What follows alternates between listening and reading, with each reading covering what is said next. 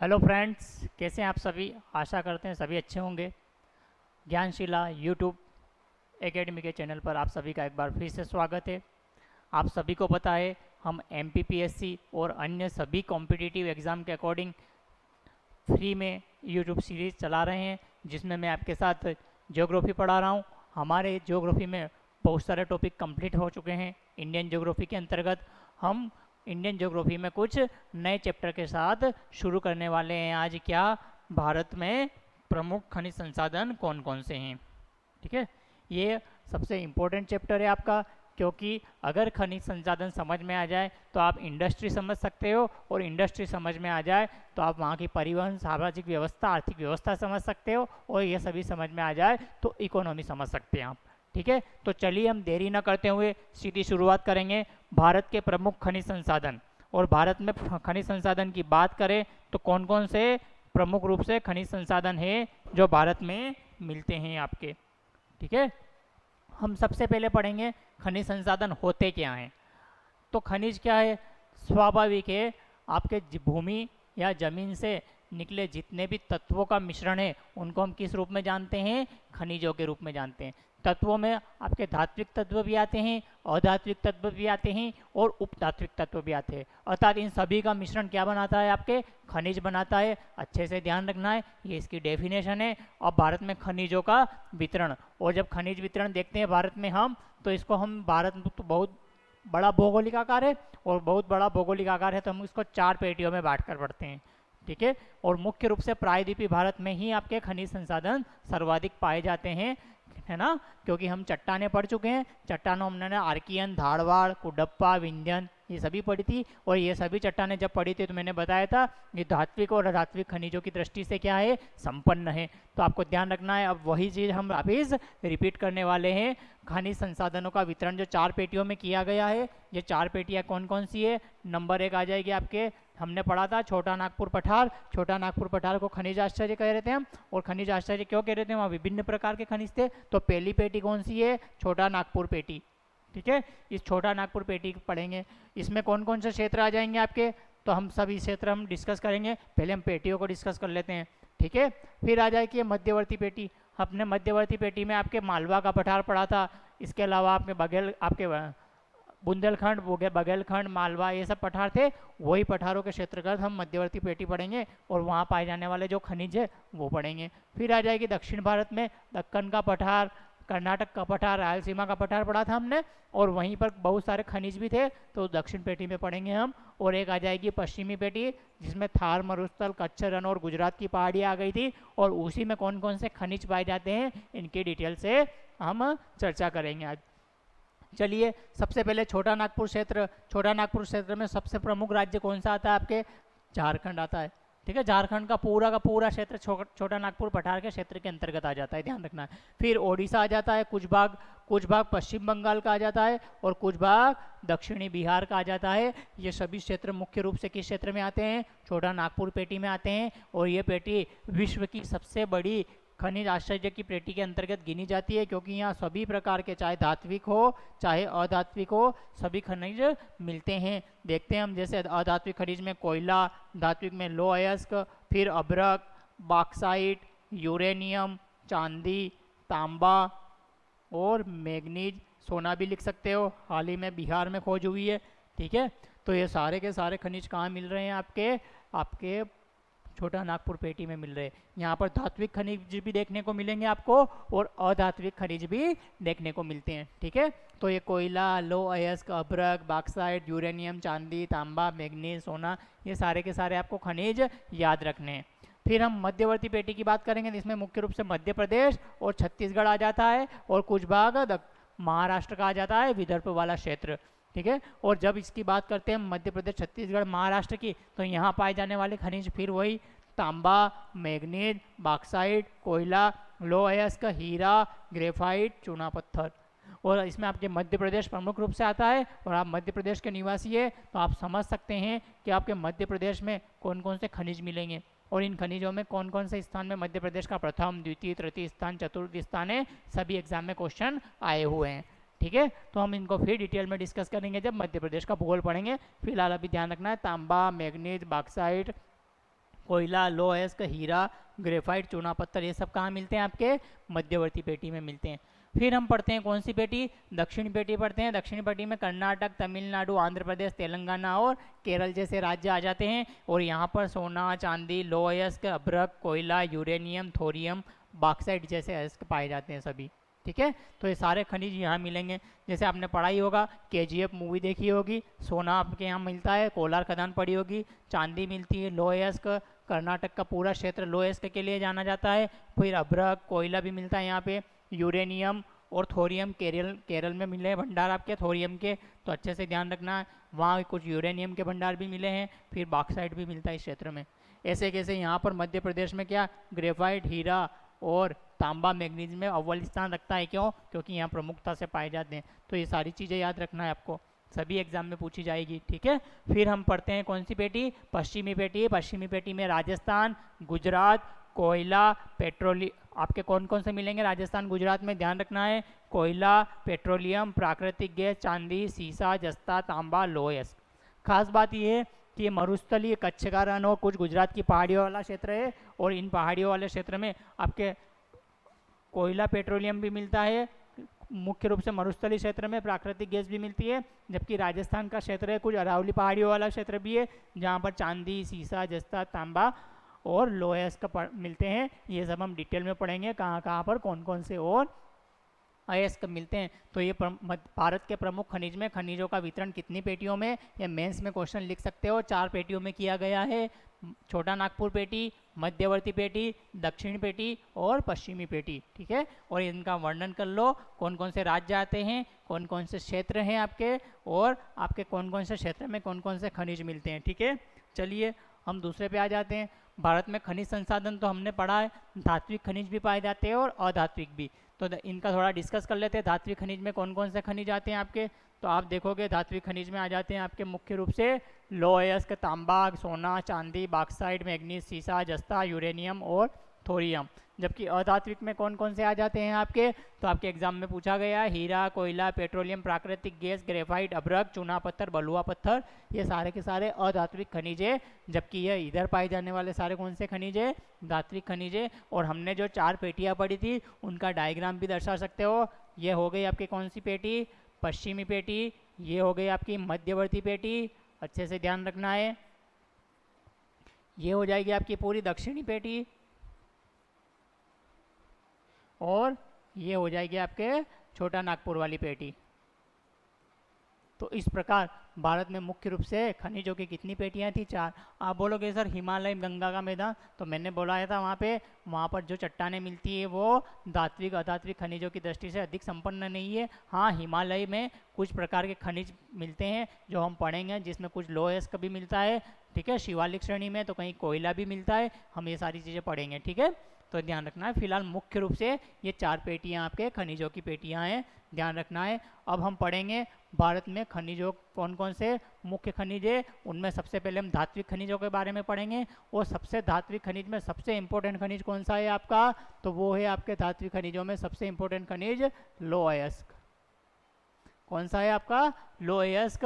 ये एक आधारभूत तत्व है, ये आधारभूत धातु है। बिना लौह के आज कुछ भी कल्पना नहीं कर सकते, इसलिए इससे आधारित इंडस्ट्री भी क्या कहलाएगी? आपके आधारभूत इंडस्ट्री कहलाएगी। ठीक है, ध्यान रखना है। अब हम लोहे की बात करें या लौह अयस्क की बात करें तो मुख्य रूप से लोहा आपको डायरेक्ट नहीं मिलता है, कच्चे माल के रूप में मिलता है, और वो भी उसके अयस्क के रूप में मिलता है। और वो अयस्क कौन कौन से हैं आपके एग्जाम में पूछे गए हैं? तो लोहे के आपके 4 अयस्क हैं। एक है मैग्नेटाइट, एक है हेमेटाइट, एक है लिग्नाइट और एक है सीडेराइट।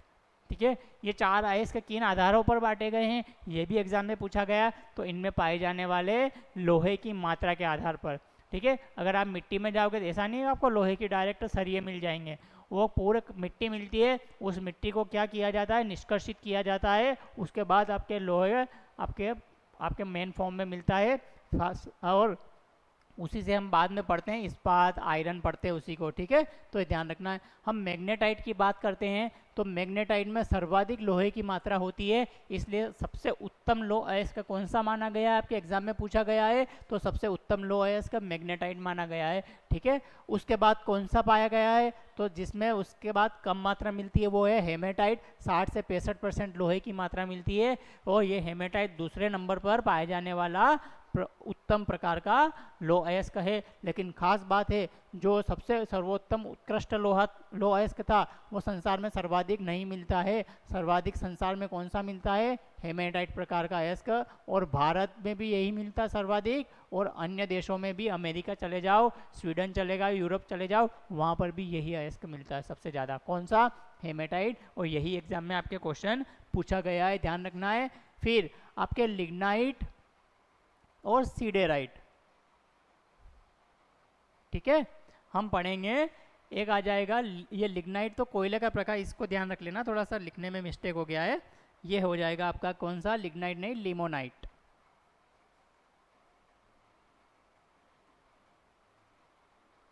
ये कौन सा हो जाएगा आपका, लिमोनाइट और फिर सीडेराइट। लिमोनाइट में 50% तक लो अयस्क मिलता है, और आपके सीडेराइट में 40% से भी कम अयस्क लो अयस्क मिलता है। अर्थात सबसे घटिया लोहा का अयस्क प्रकार कौन सा है, तो वो आपके सीडेराइट है। सर्वोत्तम प्रकार कौन सा है, आपके मैग्नेटाइट है। संसार या भारत में सर्वाधिक पाए जाने वाला अयस्क कौन सा है, हेमेटाइट है, ठीक है। और तीसरे नंबर पर कौन आता है, लिमोनाइट, ध्यान रखना है आपको ये, ठीक है। पहले लिग्नाइट लिखा हुआ था वो गलत था, क्या आता है, ये लिमोनाइट आता है यहाँ पे, ठीक है।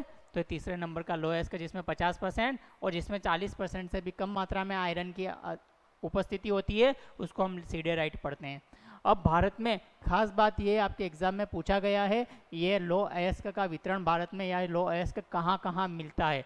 तो आपके लो अयस्क हमने पढ़ा था, अभी अलग अलग पेटियाँ थी और लगभग सभी पेटियों में लो अयस्क मिल रहा था आपके, ठीक है। तो सभी पेटियों में मिल रहा था, खास बात यह है, तो हम सभी पेटियों को यहाँ डिस्कस भी कर लेंगे, कौन कौन सी लो अयस्क की पेटियाँ आपके, ठीक है, और कहाँ कहाँ मिल रहा था। तो हमने छोटा नागपुर वाली पेटी पढ़ी थी, तो छोटा नागपुर पेटी में कहाँ पर आपके लो अयस्क मिलता है, तो मिलता है आपके मुख्य रूप से झारखंड के सिंहभूम में, नोवामुंडी और गोवा। ये गोवा के बारे में, नोवामुंडी और सिंहभूम, है ना, इसके बारे में एग्जाम में पूछा जा चुका है क्वेश्चन, ठीक है। और यहाँ से क्या क्वेश्चन पूछा गया है आपके एग्जाम में, तो ये क्षेत्र किस क्षेत्र के आपके कौन सी पेटी में आते हैं, कौन से राज्य में आते हैं, और किस अयस्क के लिए प्रसिद्ध है, सारे के सारे एग्जाम में क्वेश्चन आए हुए हैं, ठीक है, ध्यान रखना है। तो सिंहभूम, नोवामुंडी, गोवा कहाँ पर स्थित है, झारखंड में स्थित है। कौन सी पेटी में आ रहे हैं, ये छोटा नागपुर की पेटी में आ रहे थे, और किस अयस्क के लिए प्रसिद्ध है ये, तो आपके लो अयस्क के लिए प्रसिद्ध है। किसके लिए प्रसिद्ध है, लो अयस्क के लिए प्रसिद्ध है। फिर आपके यहाँ से अगले क्वेश्चन कौन कौन से पूछे गए हैं, मयूरभंज, गुरु महिसमानी, सुलेपात और बादाम की पहाड़ियाँ, क्योंझर और कटक, ये जितने भी क्षेत्र हैं, मयूरभंज है, गुरु महिसामानी की पहाड़ियाँ है, सुलेपात की पहाड़ियाँ हैं, बादाम की पहाड़ियाँ है, क्योंझर क्षेत्र है और आपके कटक क्षेत्र है, ये किसके लिए प्रसिद्ध है, ओडिशा में है और लो अयस्क के लिए प्रसिद्ध है। तो अच्छे से ध्यान रखना, झारखंड वाला अलग क्षेत्र है, वो भी आपके पश्चिमी आपके किससे छोटा नागपुर पेटी में आ रहा था, और यह क्षेत्र भी कुछ छोटा नागपुर की पेटी में ही आता है, लेकिन ये उड़ीसा में पाए जाने वाला प्रमुख क्षेत्र है, और ये भी लो अयस्क के लिए जाना जाता है, ठीक है। और हमने ये क्षेत्र पढ़ लिया है। फिर आपके मध्यवर्ती पेटी पढ़ी थी हमने, मध्यवर्ती पेटी में छत्तीसगढ़ और राजस्थान, सॉरी मध्य प्रदेश आ रहे थे, और उसमें आपके छत्तीसगढ़ में दो जगह है जो प्रमुख रूप से उत्तम किस्म के लो अयस्क के लिए जानी जाती है, एक है डल्ली राजरा और एक है बेलाडीला। आप जब भिलाई इस्पात संयंत्र पढ़ते हो तो उसको जो लो अयस्क की प्राप्ति होती है वो डल्ली राजरा से प्राप्त होती है। ऐसे ही झारखंड में जो बोकारो इस्पात संयंत्र है उसको सिंहभूम क्षेत्र से प्राप्त होती है। आपने जमशेदपुर, हम आपसे आपकी डिस्कस करेंगे, जमशेदपुर में Tata iron and steel works है, उसको सिंहभूम क्षेत्र से लो अयस्क मिलता है। ये सारे के सारे एग्जाम में क्वेश्चन आए हुए हैं, हमको इनको आगे डिस्कस करेंगे। फिलहाल डल्ली राजरा कहाँ पर स्थित है, आपके छत्तीसगढ़ में है, और ये यहाँ से भिलाई इस्पात संयंत्र को लोहा जाता है। बेलाडीला भी छत्तीसगढ़ में है, दंडकारण्य क्षेत्र में आ जाता है, और ये बस्तर क्षेत्र भी यहाँ पर लोहे के लिए प्रसिद्ध है। ये खास बात है, भारत में सबसे उत्तम किस्म का लोहा यहीं से मिलता है, आपके बेलाडीला से, ठीक है। और यहाँ जितना भी लोहा या लो अयस्क मिलता है वो सारा का सारा एक्सपोर्ट कर दिया जाता है, अर्थात ये सारा एक्सपोर्ट कहाँ किया जाता है, पूछा गया एग्जाम में, जापान और साउथ कोरिया को एक्सपोर्ट किया जाता है। ठीक है, तो यहाँ ध्यान रखना भारत में कौन सी खदान का लोहा एक्सपोर्ट किया जाता है, तो बेलाडीला जो खदान छत्तीसगढ़ में स्थित है, उत्तम किस्म के लोहे के लिए जानी जाती है, उसका सारा जो लगभग एक्सपोर्ट कर दिया जाता है और जापान और दक्षिण कोरिया को एक्सपोर्ट किया जाता है लोहे का, ठीक है, कच्चा माल, और वहाँ से फिर अच्छा फॉर्मेट में महंगा हम वापस आयात करते हैं। ठीक है, तो ये ध्यान रखना है। फिर आपके और क्षेत्र पूछे गए हैं, तो और क्षेत्र हमने दक्षिणी पेटी पढ़ी थी, और दक्षिणी पेटी में जाओगे आप तो आप पढ़ोगे दक्षिणी पेटी में कौन कौन से क्षेत्र हैं आपके, तो दक्षिणी पेटी में आपके मिलेंगे कर्नाटक के पठार वाले कुछ प्रमुख क्षेत्र और महाराष्ट्र का रत्नागिरी क्षेत्र जो है वो भी लोहेस्क के लिए जाना जाता है। इसके बाद बाबा बुदान की पहाड़ियाँ, शिमोगा की पहाड़ियाँ, कुंद्रेमुख की पहाड़ियाँ, बेल्लारी क्षेत्र, चिकमंगलूर, वारंगल और कुर्नूल, ये सारे के सारे क्षेत्र जो है ये कर्नाटक के क्षेत्र थे, और वारंगल कुर्नूल आंध्र प्रदेश वाले क्षेत्र हैं। और ठीक है, तो यहाँ कर्नाटक एपी दोनों कर लेना, और यहाँ पर आपके दक्षिणी पेटी थी और प्रमुख रूप से लोहेस्क मिल रहा था। ठीक है, और ये सारे बाबा बुदान, शिमोगा कितनी बार एग्जाम में क्वेश्चन पूछे गए हैं, ये क्षेत्र किसके लिए जाने जाते हैं, तो ये लोहेस्क के लिए जाने जाता है। बेलाडीला किसके लिए प्रसिद्ध है, लोहेस्क के लिए। डल्ली राजरा किसके लिए प्रसिद्ध है, लोहेस्क के लिए। बाबा बुदान, शिमोगा, कुंद्रामुख, बेल्लारी, चिकमंगलूर, वारंगल, कुर्नूल, ये भी सभी किसके लिए प्रसिद्ध है, मुख्य रूप से लोहेस्क के लिए जाने जाने वाले क्षेत्र है।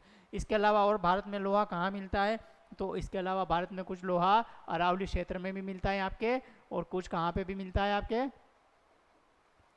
मेघालय के पठार में। ठीक है, ये क्षेत्र न्यूनतम लोहेस्क के लिए जाने जाते हैं, लेकिन मुख्य रूप से जो लोहेस्क थे हमने पढ़ लिया, छोटा नागपुर पेटी में थे, मध्यवर्ती पेटी में थे, और एक दक्षिणवर्ती पेटी में पाए जा रहे थे। ठीक है, और ये क्षेत्र लोहेस्क के लिए प्रसिद्ध है। तो यहाँ देखोगे तो लोहे की जितनी भी आयरन इंडस्ट्री हैं वो इसी क्षेत्र में स्थापित की गई है। क्यों की गई है, क्योंकि लोहे को एक जगह से दूसरे जगह ले जाओगे आप तो बहुत बड़ी मात्रा में कच्चा माल ले जाना पड़ेगा, और उससे नए के बराबर आपके क्या प्राप्त होगा, लोहा प्राप्त होगा। इसलिए जहां खदान है वहीं पर क्या स्थापित किया गया, आपके लोहे के संयंत्र स्थापित किए गए, जैसे बोकारो इस्पात संयंत्र पढ़ते हैं आप, भिलाई इस्पात संयंत्र पढ़ते हैं, एम विश्वेश्वरैया इस्पात संयंत्र पढ़ते हैं। ठीक है, इन्हीं क्षेत्रों में मिलेंगे आपके। क्यों मिलेंगे, क्योंकि यहाँ से लोहा मिलता है अपने को। ठीक है, तो ये आप रटने की जरूरत नहीं है, एक कॉन्सेप्ट से भी समझ सकते हैं। तो ये हमने पढ़ा क्यों, कौन सा प्रमुख धात्विक अयस्क पढ़ा है हमने, एक लो अयस्क। ठीक है, अब आपके और भी सारे धात्विक अयस्क है जो आपके पृथ्वी आपके भारत में मिलते हैं।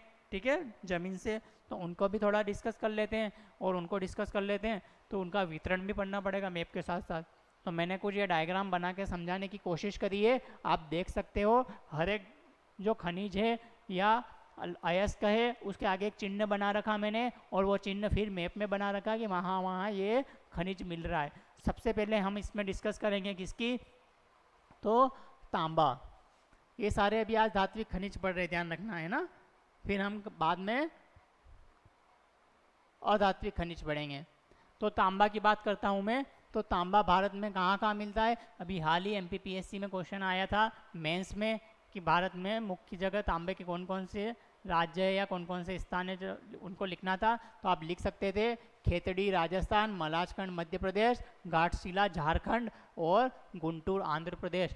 ये कौन से किस क्षेत्र के लिए जाने जाते हैं या किस अयस्क के लिए जाने जाते हैं, सभी के सभी तो ये तांबे के लिए जाने जाते हैं। किसके लिए जाने जाते हैं, तांबे के लिए। तो आप राजस्थान, मध्य प्रदेश, झारखंड और आंध्र प्रदेश का वर्णन कर सकते हो, और उसमें भी मैंने जगहों के नाम लिख दिए हैं। ये खेतड़ी तो आप सिंधु सभ्यता से काल से पढ़ते आ रहे हो। इसके अलावा मलाजखंड जो मध्य प्रदेश, और अभी मध्य प्रदेश तांबा उत्पादन में भी प्रथम स्थान रखता है, पूछा गया एग्जाम में क्वेश्चन। घाटशिला कहाँ पर मिलता है, झारखंड में स्थान है, वहाँ पर तांबा निकाला जाता है। और गुंटूर कहाँ पे, आंध्र प्रदेश में, जहाँ से तांबा निकलता है। और इसके लिए मैंने प्लस चिन्ह लगाया है, और प्लस चिन्ह आपको यहाँ मिलेगा, यहाँ मिलेगा और यहाँ मिलेगा। ठीक है, तो मुख्य रूप से वो थोड़ा सा यहाँ पे देखो, तो यहाँ ये ऐसे मैप में दर्शा सकते हो आप, और आप पूरे नंबर एग्जाम में मेंस में ले सकते हो। और प्रीलिम्स के तो फैक्टर बता ही दिए मैंने आपको, सीधे सीधे पूछ लिए जाएंगे। और ये क्षेत्र किसके लिए जाने जाते हैं, तांबे के लिए जाने जाते हैं। दूसरे नंबर पर मैंने चांदी को लिख रखा है, और चांदी के लिए मैंने त्रिभुज का चिन्ह बना रखा है। त्रिभुज का चिन्ह कहाँ कहाँ मिल रहा है आप देख सकते हो, एक राजस्थान में मिल रहा है, एक यहाँ पर मिल रहा है आपके झारखंड के आसपास, और एक आंध्र प्रदेश। तो जगह भी लिख रखी मैंने, चांदी कहाँ मिलती है, तो जावर खान विश्व में, भारत में ही नहीं विश्व में भी प्रसिद्ध है, उदयपुर में स्थित है राजस्थान के ये, और किसके लिए जानी जाती है, चांदी के लिए जानी जाती है, ध्यान रखना। फिर गया क्षेत्र जो बिहार का है ना, झारखंड का कोडरमा और गया क्षेत्र जो लगा हुआ क्षेत्र है, वहाँ पर भी चांदी मिलती है आपके। और एक कुर्नूल आंध्र प्रदेश में भी क्या मिलती है आपके, मुख्य रूप से चांदी मिलती है। ये एग्जाम में पूछे गए क्वेश्चन। और भारत में सर्वाधिक चांदी कहाँ मिलती है, तो वो राजस्थान में है। तो चांदी उत्पादन में प्रथम स्थान कौन, राजस्थान रखता है। तांबा उत्पादन में प्रथम स्थान कौन रखता है, मध्य प्रदेश रखता है। ये सारे के सारे क्वेश्चन आपको याद रखना, एग्जाम में ऐसे कैसे पूछे गए हैं। फिर आ जाता है आपका अभ्रक, और अभ्रक के लिए मैंने एक गोला बना रखा है, अच्छे से देखना है। और गोला आप इस मैप में देख सकते हो कहाँ कहाँ है, ठीक है। और अगर ये मैप में देखोगे तो कहाँ मिलेगा आपको, भीलवाड़ा, चित्तौड़गढ़, अजमेर, किशनगढ़, जयपुर, या राजस्थान में देखो गोले दिख रहे हैं आपको। यहाँ पर क्या मिलता है आपके, अभ्रक मिलता है। तो राजस्थान भी एक अभ्रक उत्पादन में मुख्य स्थान रखता है, आपके ध्यान रखना है। फिर गया मुंगेर, आप यहाँ देखोगे तो यहाँ पर भी आपके बिहार में भी क्या मिल रहा है, गया मुंगेर कहाँ पे है, बिहार, आपके अभ्रक मिल रहा है। इसके बाद हजारीबाग, कोडरमा और नेल्लोर। हजारीबाग कोडरमा झारखंड में है, यहाँ पर भी आपके अभ्रक मिल रहा है। और नेल्लोर आंध्र प्रदेश में है, यहाँ पर भी क्या मिल रहा है आपके, अभ्रक मिल रहा है। ये प्रमुख क्षेत्र है अभ्रक उत्पादक के, ध्यान रखना है, ठीक है। और यहाँ से एग्जाम में क्वेश्चन हमेशा बनते रहते हैं, कहाँ कहाँ ज़्यादा होता है, कहाँ से कम होता है, ये सब हम आगे क्लास में डिस्कस करेंगे। फिलहाल हमको इतना याद रखना है कि अभ्रक कहाँ कहाँ मिल रहा है, और मैंने गोले से दर्शा रखे हैं मैप में। आपको याद करने के लिए मैपिंग की ज़रूरत पड़ती है भूगोल में, तो ये मैप भी बना लेना। अब अगला खनिज लिख रखा है मैंने, कौन सा, मैग्नीज। और मैग्नीज को एक चौकोर बॉक्स में लिख के काट रखा है मैंने। और कौन कौन से क्षेत्र है, तो आप देखोगे मध्यवर्ती क्षेत्र में भी मिल रहा है, छोटा नागपुर में भी मिल रहा है, और दक्षिण में भी मिल रहा है, ठीक है। और कौन कौन से क्षेत्र है ये, तो बालाघाट आप सभी को पता है मध्य प्रदेश में स्थित है। मध्य प्रदेश में बालाघाट में एक खदान भी है, किसके लिए जानी जाती है, वो मैग्नीज के लिए जानी जाती है, जिसका नाम क्या है, भरवेली है, अच्छे से याद रखना है। और इसके अलावा एक छिंदवाड़ा वाला क्षेत्र भी है मध्य प्रदेश का, जो किसके लिए जाना जाता है, आपके मैग्नीज के लिए जाना जाता है, ठीक है। तो ये मैग्नीज उत्पादन क्षेत्र हो गया प्रमुख, याद रखना है। फिर बेल्लारी और शिमोगा, जो कर्नाटक के जो क्षेत्र है जहाँ लो अयस्क भी मिल रहा था बेल्लारी शिमोगा में, ठीक है, वहाँ पर आपके क्या भी मिलता है, मैग्नीज भी मिलता है। फिर आपके क्योंझर और सुंदरगढ़ ओडिशा में स्थित है। आप देखोगे, ये देखोगे यहाँ पर क्योंझर और सुंदरगढ़ में भी आपके क्या मिल रहा है, ठीक है, जहाँ लोएस का भी मिल रहा था यहाँ पर आपके मैग्नीज भी मिल रहा है। और एक भंडारा महाराष्ट्र में जगह है, कहाँ पर, छोटा नागपुर के निकट, नागपुर के निकट, वहाँ पर भी आपके क्या मिल रहा है, मैग्नीज मिल रहा है। तो आपके बालाघाट, भरवेली खदान मैग्नीज के लिए जानी जाती है, और मध्य प्रदेश मैग्नीज के उत्पादन में प्रथम स्थान रखता है। एग्जाम में पूछा जा चुका है क्वेश्चन, आपको अच्छे से याद रखना है। इसके अलावा मैंने क्षेत्र बता दिए, कहाँ कहाँ पर कौन कौन से धात्विक खनिज पाए जाते हैं। अब अगले खनिज की बात करें तो अगला खनिज कौन सा है आपका, बॉक्साइट है। और बॉक्साइट को हमने एक क्यूबिक फॉर्म में लिखा है, और यहाँ देख लो क्यूबिक कहाँ कहाँ है, तो एक तो मध्यवर्ती पेटी में भी है, कुछ आपके थोड़ा सा छोटा नागपुर वाली में भी है, ठीक है, और दक्षिण वाली में भी है, और पश्चिम वाली में भी है। तो खास बात है कि आपके बॉक्साइट मुख्य रूप से कहाँ कहाँ मिल रहा है, तो हम मध्यवर्ती पेटी में पढ़ेंगे। तो अमरकंटक की पहाड़ियाँ जो मध्य प्रदेश में स्थित है, ये किसके लिए जानी जाती है, बहुत बार एग्जाम में क्वेश्चन आया हुआ है। अमरकंटक की पहाड़ियाँ बॉक्साइट के लिए जानी जाती है, किसके लिए जानी जाती है, बॉक्साइट के लिए, ठीक है। तो ध्यान रखना है, यहाँ बॉक्साइट मिल रहा है, ठीक है। फिर आपके पलामू और लोहरदगा क्षेत्र है आपके कहाँ पर, झारखंड का, वहाँ पर भी आपके क्या मिल रहा है, बॉक्साइट मिल रहा है। रेणुकूट की पहाड़ियाँ जो है आपके, वो भी बॉक्साइट के लिए जानी जाती है, जो यूपी में स्थित है। और इसी रेणुकूट में हम आगे पढ़ेंगे हिंडाल्को की स्थापना की गई है, ठीक है, जिससे बड़ी मात्रा में क्या प्राप्त किया जाता है, एल्यूमिनियम प्राप्त किया जाता है। तो आपके एग्जाम में ये भी पूछा गया है कि बॉक्साइट किसका अयस्क है, तो ये एल्यूमिनियम का अयस्क है। तो कभी एल्यूमिनियम आ जाए तो भी यही ध्यान रखना है कि अयस्क एल्यूमिनियम का ही है। तो कहाँ कहाँ एल्यूमिनियम पाया जाता है, तो जहाँ जहाँ बॉक्साइट है वहाँ वहाँ एल्यूमिनियम है।